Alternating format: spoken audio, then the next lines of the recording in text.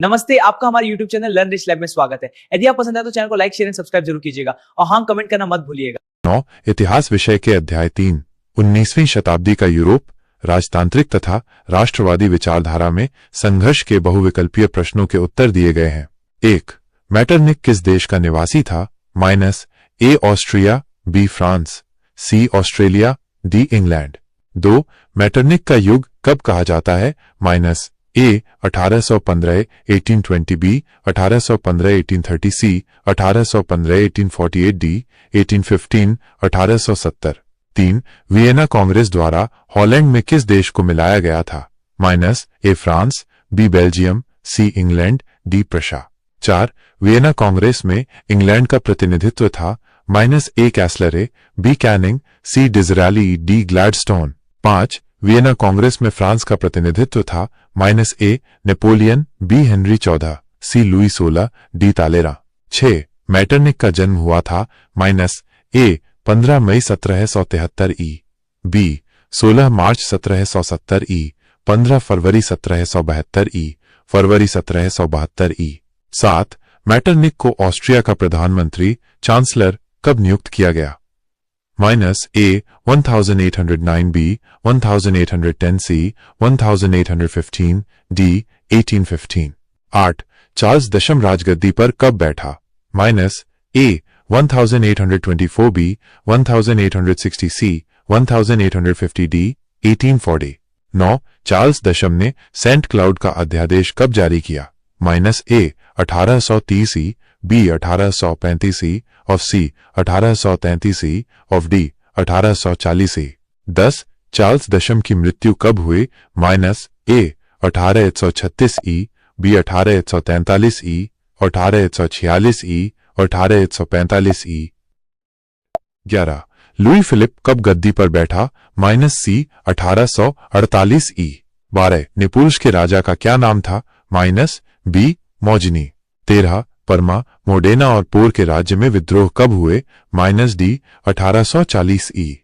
14. Young Italy की स्थापना कब हुई? ए 1831 ई। 15. यंग इटली की स्थापना किसने की?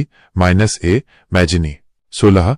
विलियम प्रथम प्रशा की गद्दी पर कब बैठा? ए 1861 ई। 17.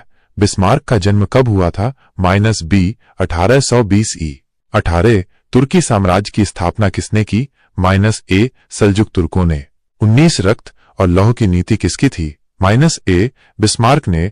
20. जोल्वरीन संघ की स्थापना कब हुई? बी 1830 ई। ग्रुप बी, एक शब्द अथवा एक वाक्य में उत्तर दें। 1.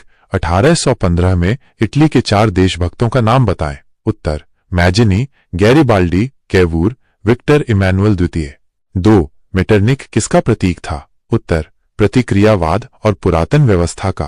3. 1815 में ऑस्ट्रिया के प्रधानमंत्री का क्या नाम था? उत्तर: प्रिंस मेटरनिक। 4. नेपोलियन के पराजय में किस प्रधानमंत्री का प्रमुख हाथ था? उत्तर: प्रिंस मेटरनिक। 5. मेटरनिक का पूरा नाम क्या था? उत्तर: Prince Klemens von Metternich. 6. Metternich का जन्म किस नगर में हुआ था? उत्तर: कोब्लेंज। 7. मेटरनिक का विवाह किसके साथ हुआ था? उत्तर: एलियोनोर वॉन कोनिट्ज़-रिडबर्ग। 8. फ्रांस में राजतंत्र को समाप्त करके गणतंत्र की स्थापना कब हुई? उत्तर: 1792 में। 9. फ्रांस में औद्योगिकरण का विकास किसके शासनकाल में हुआ? उत्तर: नेपोलियन तृतीय के शासनकाल में। 10. इटली वालों के लिए है, ये नारा किस संस्था का था? उत्तर: यंग इटली। 11. मैजिनी का जन्म कब और कहां हुआ था? उत्तर: 1805 में जेनोआ में। 12. नेपोलियन ने राइन राज्य संघ का निर्माण कब किया था? उत्तर: 1806 में।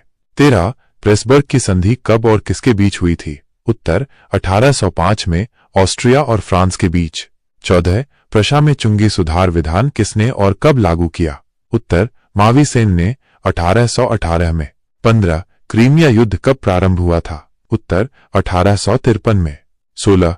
रूस के इतिहास में मुक्तिदाता किसे कहा जाता है? उत्तर: जार अलेक्जेंडर द्वितीय को। 17. सेंट साइमन की योजना क्या थी? उत्तर: एक ऐसे औद्योगिक समाज की स्थापना करना जिसमें वैज्ञानिकों और उद्योगपतियों का प्रभुत्व हो। 18. इटली केवल भौगोलिक अभिव्यक्ति मात्र है, यह कथन किसने और कब कहा था? उत्तर: मेटरनिख ने 1815 के आसपास 1830 की फ्रांसीसी क्रांति में गुप्त समितियों में मुख्य भूमिका किसकी थी? उत्तर, कार्बोनरी जैसे गुप्त संगठनों की। 20 ईश्वर और जनता किस संस्था का नारा था? उत्तर, यंग इटली। ग्रुप -C अति लघु उत्तरीय प्रश्न। प्रत्येक प्रश्न 2 अंक का है। 1.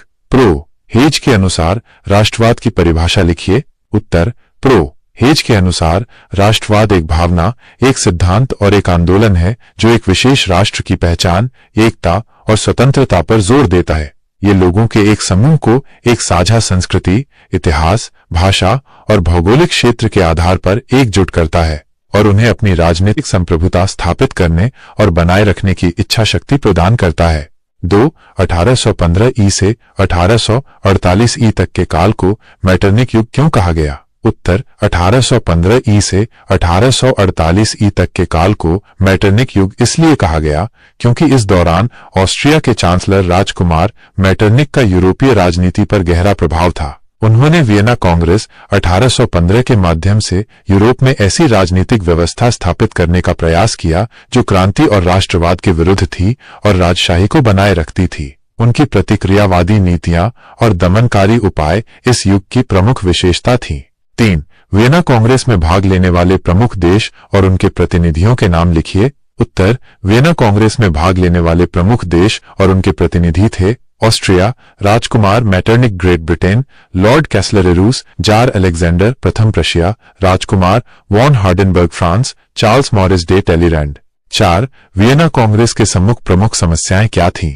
उत्तर, वियना कांग्रेस के सम्मुख प्रमुख समस्याएं थीं नेपोलियन द्वारा पराजित यूरोपीय शक्तियों के बीच सत्ता का संतुलन स्थापित करना, फ्रांस में क्रांति से पूर्व की राजशाही को बहाल करना, विभिन्न देशों के क्षेत्रीय विवादों का समाधान करना, राष्ट्रवादी और उदारवादी आंदोलनों को दबाना, यूरोप में दीर्घकालिक शांति और स्थिरता स्थापित करना। 5. मैटरनिक पद्धति के बारे में आप क्या जानते हैं? उत्तर, मैटरनिक पद्धति प्रतिक्रियावादी नीतियों और उपायों का एक समूह था जिसका उद्देश्य यूरोप में क्रांति और राष्ट्रवाद के प्रसार को रोकना और राजशाही को बनाए रखना था। इसकी मुख्य विशेषताएं थीं शक्ति का संतुलन बनाए रखना, वैधता के सिद्धांत का पालन करना, क्रांति से पहले के शासकों को बहाल करना, उदारवादी और राष्ट्रवादी आंदोलनों का दमन करने के लिए गुप्तचर व्यवस्था और सेंसरशिप का उपयोग करना, अंतर्राष्ट्रीय सम्मेलनों और समझौतों के माध्यम से यूरोपीय शक्तियों के बीच सहयोग बनाए रखना। 6. चार्ल्स दशम की प्रतिक्रियावादी नीति क्या थी? उत्तर, चार्ल्स दशम फ्रांस के एक प्रतिक्रियावादी राजा थे। उनकी नीतियों का उद्देश्य क्रांति के दौरान खोई हुई राजशाही की शक्ति और विशेषाधिकारों को वापस लाना था। उन्होंने कुलीन वर्ग और चर्च को अधिक अधिकार दिए, उदारवादी विचारों को दबाया और प्रेस पर सेंसरशिप लगाई। उनकी इन नीतियों के कारण जुलाई 1830 की क्रांति हुई। 7.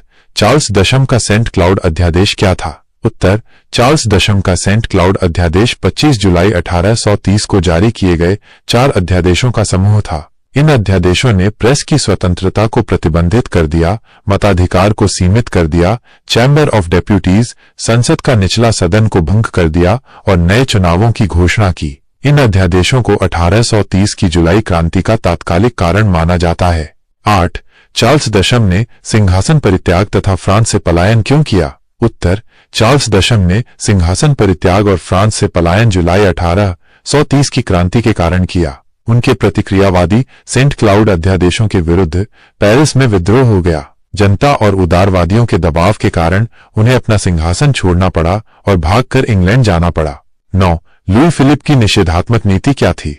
उत्तर, लुई फिलिप, जिन्हें नागरिक राजा के रूप में भी जाना जाता है, ने शुरू में उदारवादी नीतियों का समर्थन किया था, लेकिन बाद में उनकी नीतियां अधिक रूढ़िवादी और निषेधात्मक होती गईं। उन्होंने धनी बुर्जुआ वर्ग का समर्थन किया और आम लोगों की मांगों को अनसुना कर दिया। उनकी सरकार ने राजनीतिक सुधारों का विरोध किया और केवल संपत्तिवानों को ही वोट देने का अधिकार दिया, जिससे मध्यम और निम्न वर्गों में असंतोष बढ़ गया।